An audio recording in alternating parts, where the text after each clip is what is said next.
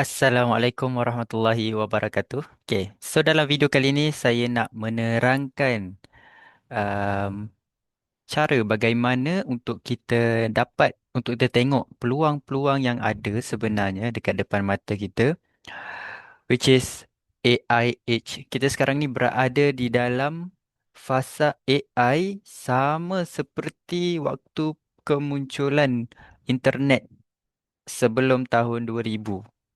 Okay.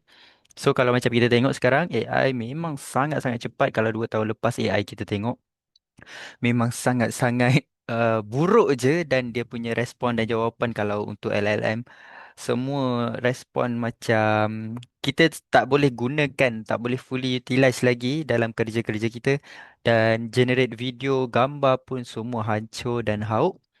Tapi bayangkan selepas 2 tahun lebih sahaja, sekarang AI dah produce satu video yang kualiti sangat-sangat bagus, sangat-sangat tinggi.